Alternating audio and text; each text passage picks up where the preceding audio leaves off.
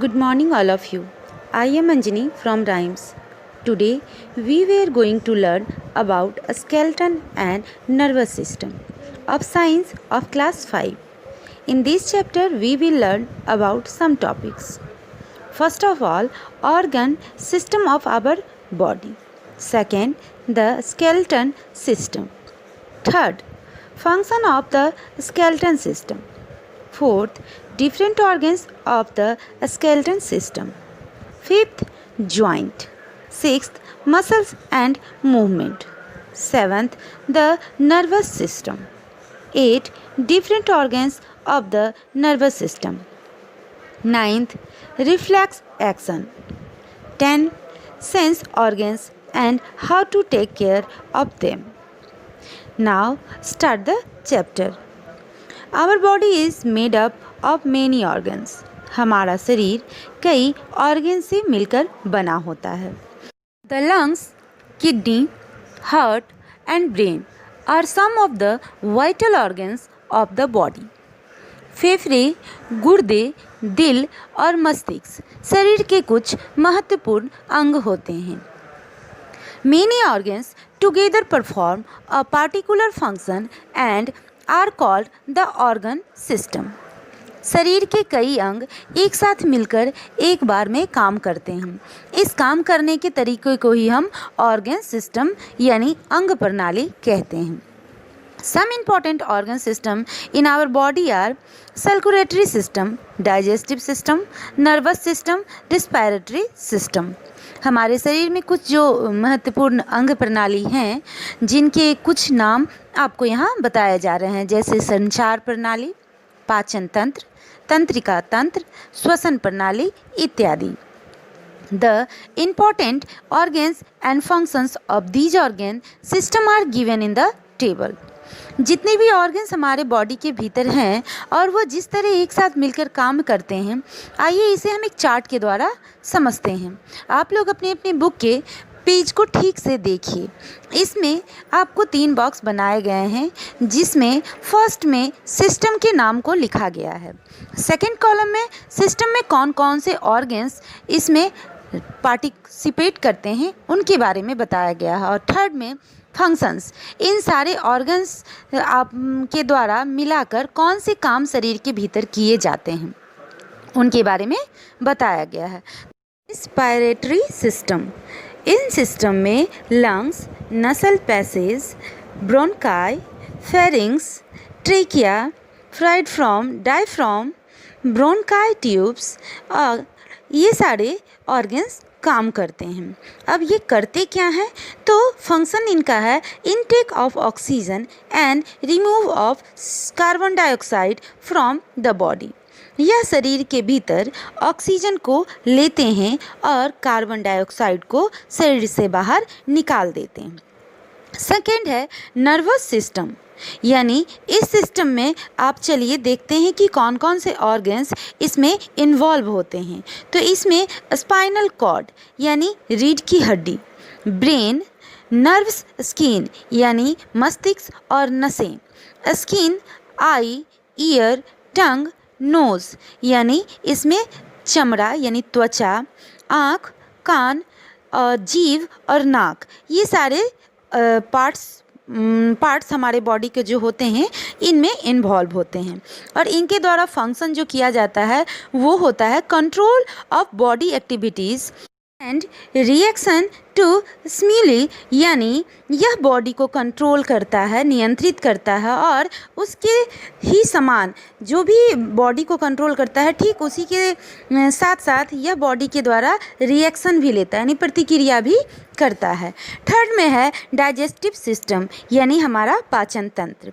इसमें हमारा stomach, liver, teeth, टंग, pancreas, स्टेटाइन और ऑस्फोफेगस, रेक्टम, एनस जैसे ऑर्गन्स इस फंक्शन में काम करते हैं जिनका कार्य होता है ब्रेक डाउन ऑफ फूड यानी भोजन के टुकड़े को तैयार करना, absorption for use as energy और एनर्जी के रूप में इसका इस्तेमाल करना. फोर्थ में है एक्जिस्ट्री सिस्टम. इसमें किडनी, ब्लैडर, यूट्रस, स्किन, ये सब पार्ट्स यूज़ आते हैं। इनका काम होता है remove wastage from the body to outside, यानी शरीर के बाहर गंदगी को निकाल देना, और control water and salt balance, और पानी और नमक की मात्रा को संतुलित करना। Next, endocrine system. इस सिस्टम में pituitary glands, adrenal glands, thyroid glands, gonads आते हैं, जिनका कार्य होता है protection of hormones and regulation of body function, जो खून को शरीर में तैयार करते हैं और शरीर के सभी कार्यों को नियमित रूप से सुचारू रूप से चलाते हैं। नेक्स्ट है स्केलेटन एंड मसल्स। इसमें bones and muscles only 2 organs he use होते हैं, जिनका कार्य होता है, जिनका फंक्शन है protection of delicates body organs and movement, जो शरीर के सभी अंगों को सुरक्षा प्रदान करते हैं और संचालित करते हैं, यानी उनसे काम लेते हैं। नेक्स्ट है सर्कुलेटरी सिस्टम। इसमें ब्लड वेसल्स, हार्ट, लिम्स आते हैं, जो ट्रांसपोर्ट ऑफ न्यूट्रिएंट यानी न्यूट्रिएंट्स को शरीर के बाकी हिस्सों में पहुंचाते हैं। Metabolic waste water salt and diseases fighted cell, यानी ये मेटाबॉलिज्म वाटर और पानी, नमक जैसे चीज़ों को शरीर में तैयार करता है और साथ ही साथ बीमारियों से लड़ने वाली कोशिकाओं को भी बनाता है। है इक्यूमेंट्री सिस्टम, जिनका function protection of body from injury and bacterias, जिनका काम होता है हमारे स्किन को बाहर से प्रोटेक्ट करना और किसी भी बैक्टीरिया से हमारे शरीर को बचाना, किसी भी तरह के खतरे से हमें प्रोटेक्ट करना। Maintenance of tissues, moisturise and tissues को यह मॉइस्चराइज भी करता है और संतुलित करता है। रिस्पेक्टर्स फॉर स्टिमुली रिस्पॉन्स, यह शरीर की प्रतिक्रियाओं को भी समझता है। बॉडी हीट रेगुलेशन, स्वेटिंग, यानी यह बॉडी को गर्म रखता है और लगातार यह इसको मेंटेन करते रहता है, ताकि कभी कभी आप देखते हैं हमारे शरीर से पसीना निकलता है, तो इसी फंक्शन के द्वारा हमारे शरीर से पसीना निकलता है। Let us study the skeleton and the nervous system in detail in this chapter. चलिए इस चैप्टर में हम विस्तार पूर्वक स्केलेटन सिस्टम और नर्वस सिस्टम के बारे में पढ़ते हैं। An adult human beings has 206 bones in the body which form the skeleton system of the body and give shapes to the body. यानी कह रहा है कि एक वयस्क मनुष्य में, यानी एक बड़े लोग जो हो जाते हैं हमारे आपकी की तरह, तो वैसे इंसान में 206 हड्डियां पाई जाती हैं, जो शरीर के कंकाल तंत्र का निर्माण करती है। आप इस पिक्चर में आप देख रहे होंगे कि किस तरह स्केलेटन हमारे बॉडी को स्ट्रेट रखता है और यह हमारे बॉडी को शेप भी प्रदान करता है, आकार भी प्रदान करता है। At birth there are around 304 bones in the body which decrease to 206 bones by adulthood as some bones fuse together. जन्म के समय बच्चे की शरीर, जब हम एक छोटे से बॉर्न बेबी यानी छोटे से नवजात शिशु को जब हम देखेंगे, तो यदि उनके बारे में यदि कहा जाए तो उन्हें लगभग 304 हड्डियां होती हैं, जो बड़े होने के साथ साथ यानी एडल्ट ह्यूमन या एडल्ट वुमेन होते होते वह घटते घटते कितनी हो जाती हैं, 206 हड्डियां हो जाती हैं। ऐसा इसलिए होता है क्योंकि कुछ शरीर की जो हड्डियां हैं वो बड़े होने के साथ साथ एक दूसरे से फ्यूज्ड हो जाती हैं, मिल जाती हैं, जुड़ जाती हैं, जिसके कारण नंबर ऑफ बोन्स कम हो जाते हैं। तो हमारी हड्डियां 304 से घटकर 206 हो जाती हैं। अब नेक्स्ट पेज में हम पढ़ते हैं skull. There are 22 bones in the skull which protect the most important organs the brain. ये जो खोपड़ी जो होती है हमारे सर के ऊपर, जो आप पिक्चर में भी देख रहे हैं, यह खोपड़ी ऐसे हड्डी की ही बनी होती है जो हमारे ऊपरी हिस्से में शरीर के टॉप मोस्ट पोर्शन पे होते हैं, और यह सबसे मेन काम यह करता है कि यह हमारे सबसे मेन ऑर्गन्स, जो सबसे इम्पॉर्टेंट ऑर्गन्स हैं, ब्रेन, खोपड़ी, दिमाग, उसे यह सुरक्षा प्रदान करता है। Except the lower jaw all the bones of the skull are fixed. निचले जबड़े को छोड़कर हमारे दांत जिस पे अरेंज होते हैं वो दो साइड होते हैं, एक अपर एक लोअर। तो लोअर वाले पार्ट्स को छोड़कर जितने भी स्कल में बोन्स होते हैं वो सब फिक्स्ड होते हैं, वो कहीं हिलते नहीं। कितना भी आप उसको फोल्ड करना चाहो तो वो कहीं से भी फोल्ड नहीं होते हैं। It is the movement of the lower jaw that helps us to eat and speak.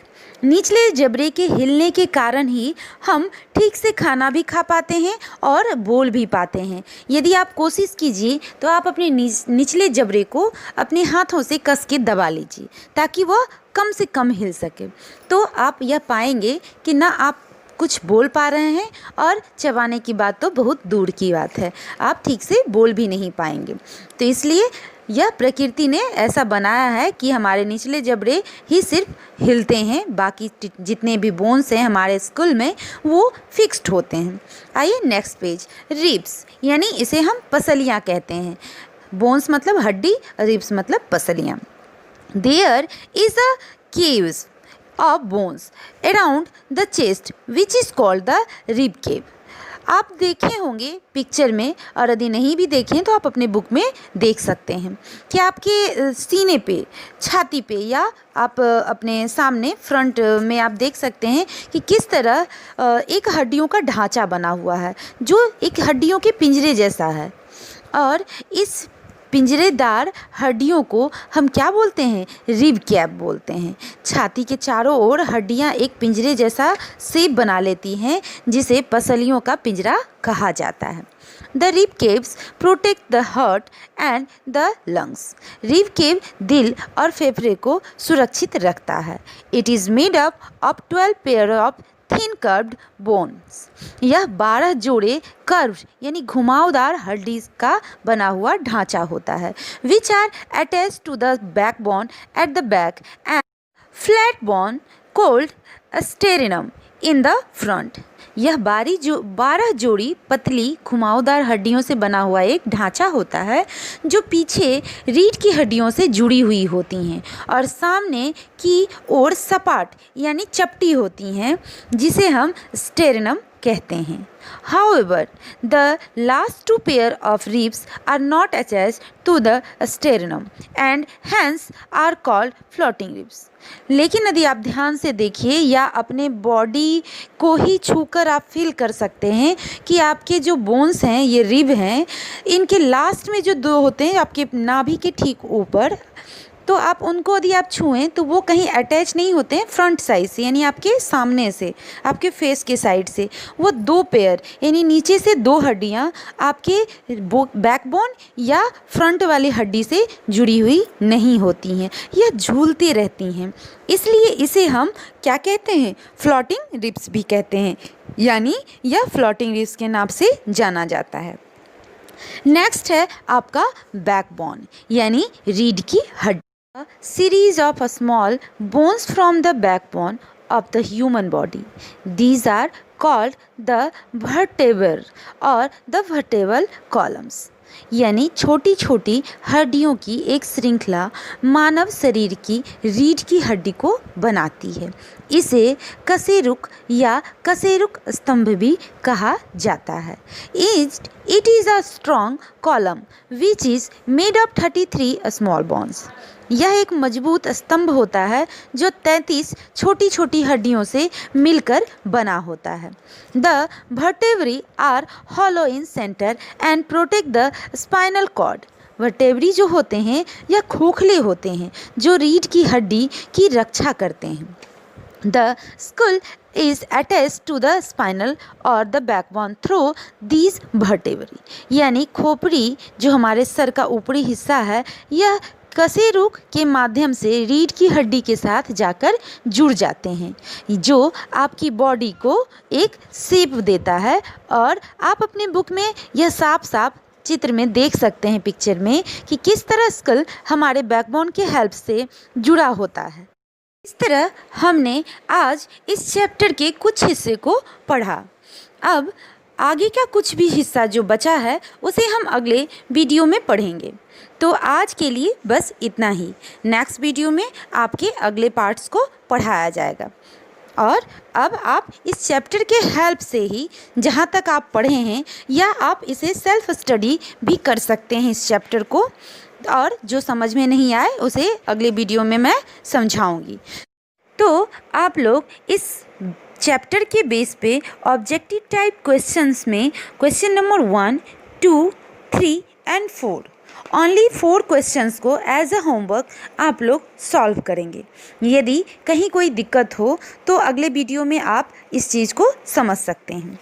Okay, आज के लिए बस इतना ही।